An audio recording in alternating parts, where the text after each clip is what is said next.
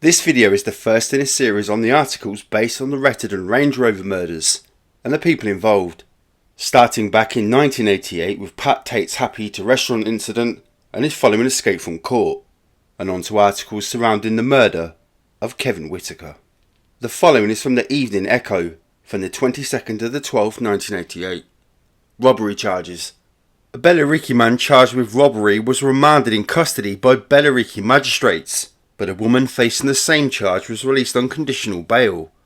Tate, 30, and Sarah Saunders, 20, of Selworthy Close, Bellariki, are accused of robbery at the Happy Eater restaurant in Rettendon on December 18th.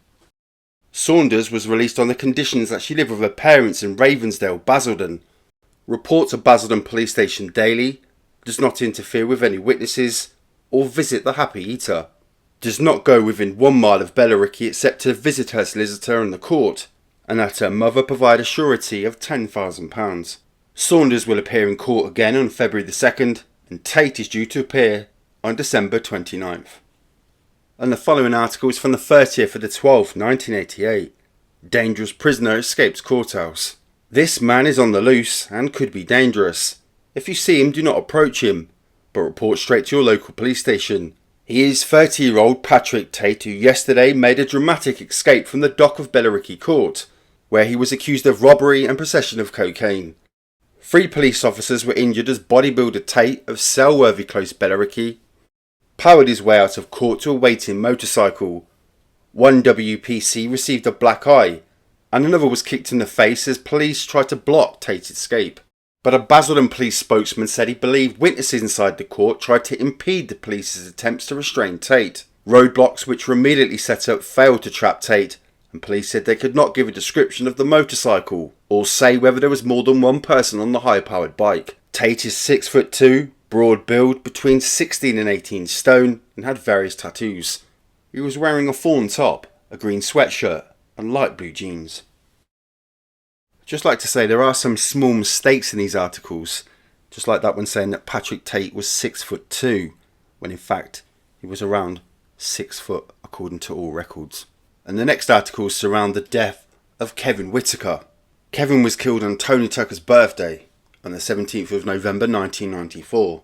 In this article appealing for information about an odd pair seen around the area where Kevin Whitaker's body was discovered. From the 1st of the 12th, 1994. Odd behaviour pair sought. Detectives are looking for 2 young men seen behaving oddly near the spot where the body of a Pitsy man was found. The men, both in their 20s, were seen about half a mile from the ditch in Dunton about 5:45 last Thursday. This was about 45 minutes after the body of a 28-year-old Kevin Whitaker was discovered. His bizarre death is now being treated as suspicious, although there was no signs of a struggle or injuries. Police, who at first thought the death was due to natural causes, are testing body samples for poison. Detectives who have set up a special incident room at Bellariki Police Station are anxious to question the men. A police spokeswoman said they were not suspects, they were simply in an unusual spot for pedestrians, and may know of something what happened. They were seen at the junction of Lower Dunton Road and West Main, near the South End Arterial Road. There was no sign of a car parked close by. Although it was a cold November day, one of the men seemed to be laying on his back on a grass verge while the other stood over him. Detective Inspector Sue Harrison said, "These men may have simply been fooling around, or they may have some other legitimate reason for being there, in which case we would eliminate them for our inquiries." From the 22nd to 11th, 1994, from the Evening Echo, police in death plea. Police are now treating as suspicious the death of Kevin Whitaker, the 28-year-old Pitsy man whose body was found by the roadside in Dunton last Friday. There were no signs of struggle or injury, but this morning Basildon police appeal to anyone who is aware of Mr Whitaker's movements from 5 p.m. on Tuesday to noon on Friday, when his body was found, to come forward. A post-mortem examination yesterday was inconclusive, and further tests are to be carried out on the body. A police spokesman said today that information was wanted about Mr Whitaker's movements in this period in question, and this showed the death was considered suspicious. And then just over a month later, from the Evening Echo from the 30th of the 1st, 95, my son was murdered. The parents of a Basildon man found dead in a ditch are convinced he was murdered. Joan and Bert Whitaker believe their son Kevin was injected with drugs and left to die by the side of the road. Kevin is pictured minutes after his son's birthday. Less than 6 months later, the 28-year-old was found dead in a ditch at Dunton from a lethal cocktail of drugs. Last week, an inquest recorded an open verdict. His parents are convinced he was murdered, and his killers have escaped justice. Mrs. Whitaker said, "He had a baby of just 5.5 months old, which he idolised. He would not have done anything to jeopardise his future." Kevin did not abuse drugs. This was confirmed by the pathologist at his inquest. He was not suicidal and would not have taken his own life. We're convinced these drugs were administered to him. He was made to take an overdose and then dumped. Basildon police investigated suggestions that Kevin was murdered in connection with a drugs deal but found no evidence. They have closed the file.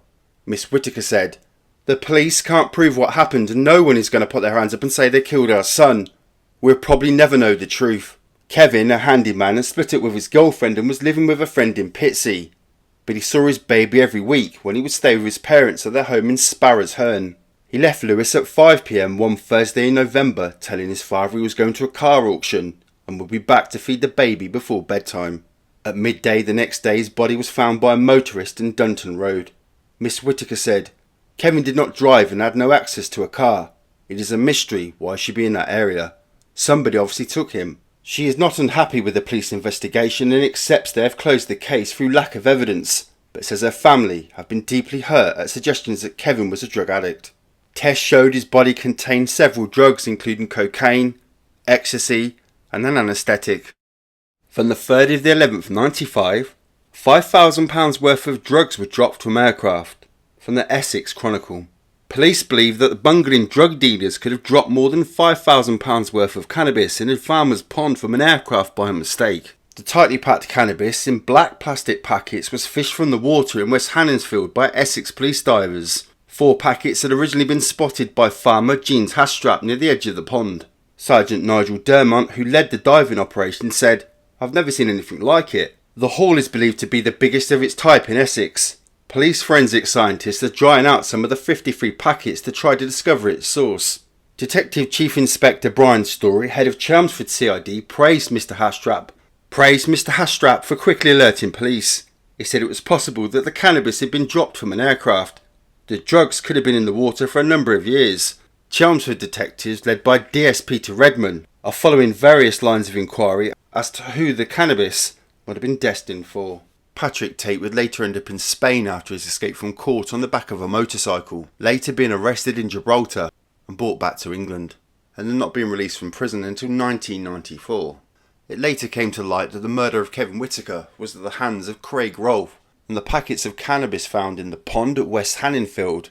Was there a connection between the two, with it being less than 5 miles away from where the bodies were discovered in the Range Rover down Workhouse Lane? Is this what gave Darren Nichols or the Essex police part of the story that convinced the jury that ended up convicting Michael Steele and Jack Worms for the murders of Patrick Tate, Tony Tucker and Craig Rolfe?